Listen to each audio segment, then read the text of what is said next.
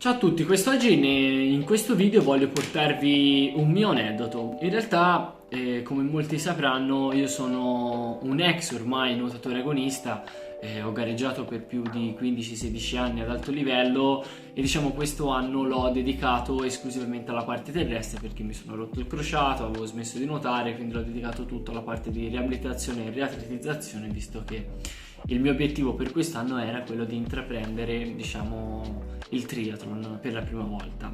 Detto questo, sono andato comunque sia a nuotare in vasca lunga, giusto per mantenermi un po' in forma e non perdere chiaramente un po' di allenamento anche nella parte nuova, che sicuramente non sarà il mio problema. Detto questo, però, sono uscito da un allenamento di circa un'ora completamente distrutto, completamente affaticato, soprattutto nella parte dei trapezi. Quindi mi sono chiesto, ma che cosa è cambiato in questi anni anche nella mia nuotata? Che cosa ho di diverso, soprattutto quest'anno?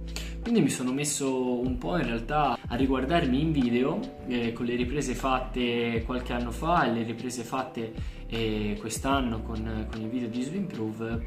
Ho notato che in realtà ci sono molte differenze a livello proprio tecnico, perché in realtà ok che mi manca l'allenamento, mi manca il fiato, ma in realtà nemmeno così tanto, perché comunque sia mi sto allenando sia a corsa, ora sto riprendendo a correre, ma soprattutto in bici, quindi non è tanto un discorso metabolico. Ciò che in realtà mi ha limitato e ciò che mi ha provocato affaticamento alle spalle è prevalentemente una questione tecnica di come nuotavo. Infatti in video si vede molto bene come chiaramente mi manca la corretta esecuzione del gesto.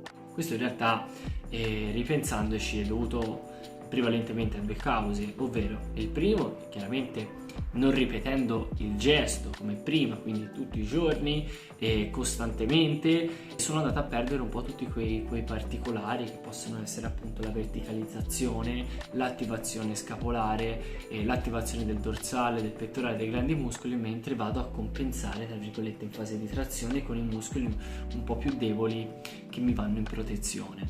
L'altra parte è chiaramente una questione di sensibilità. È chiaro, allenandomi tutti i giorni avevo acquisito una senso-percezione a livello chiaramente delle mie mani e dei miei piedi molto alto, che adesso è sicuramente calata molto, e questo mi porta, come in realtà potete vedere anche dal video qua sottostante, prevalentemente con il sinistro andare molto esterno in fase di aggancio e di trazione all'acqua, e questo chiaramente mi crea anche una leva molto svantaggiosa dove chiaramente anche la spalla mi lavora male.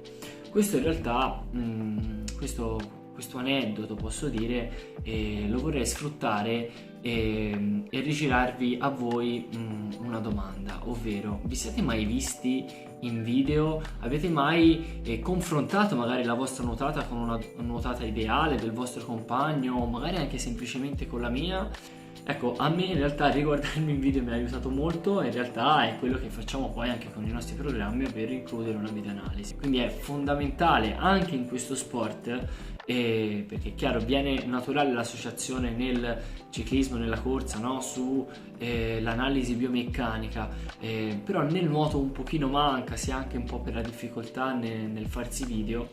Però è fondamentale, e soprattutto per chi ha iniziato tardi in questo sport, affiancare degli esercizi per migliorare la propria tecnica. Quindi quello che io ho fatto per esempio la scorsa volta che sono andato a nuotare in lunga non è stato quello di entrare in acqua a nuotare vasche su vasche, perché l'ho sentito subito che ero molto affaticato. Ho preferito concentrarmi prima sulla tecnica, quindi facendo qualche esercizio, riprendendo un po' la routine che io avevo, e provare ad applicarla sin da subito per migliorare appunto le mie sensazioni in acqua senza affaticarmi troppo.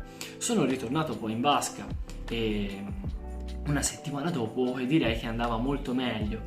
Sono ancora una volta ripartito con degli esercizi e chiaramente mi sentivo molto più a mio agio, molto meno affaticato, perché anche appunto tramite delle esercitazioni che appunto erano personalizzate su di me, quello che ho sempre utilizzato durante il mio passato agonista, mi hanno aiutato proprio anche a percepire meglio il movimento, concentrarmi maggiormente e appunto evitare che si creassero quei fastidi che spesso però poi vanno anche a limitare l'allenamento stesso. Quindi tutto questo per dire che chiaramente sia per chi ha un livello un po' più elevato, sia chi ha un livello un po' più neofita, necessita, è importante lavorare sulla tecnica, lavorarci anche con degli esercizi piccoli e creare una piccola routine costante tutti i giorni da applicare per consolidare quelle abilità motorie che poi sono fondamentali, come il corretto gesto appunto da eseguire durante la nostra fase di bracciata, per esempio. Se si parla delle gambe è la stessa cosa. Quindi niente, spero che appunto questo piccolo racconto possa esservi d'aiuto anche a voi, e secondo me è molto interessante, e quindi se volete anche capire in realtà come analizzare la vostra nuotata, capire quali esercizi fare, questo è quello che facciamo noi di lavoro, e quindi vi lascio poi chiaramente tutti i link in descrizione. Vi ricordo che poi ci sarà anche l'opportunità di partecipare alla nostra masterclass dal vivo che faremo il 29 maggio a Cesena, e sicuramente sarà un grande strumento per aiutarvi a migliorare appunto la vostra tecnica di nuotata, anche tramite un lavoro di esercizi e di analisi biomeccanica. Vi saluto, ciao ragazzi, al prossimo video.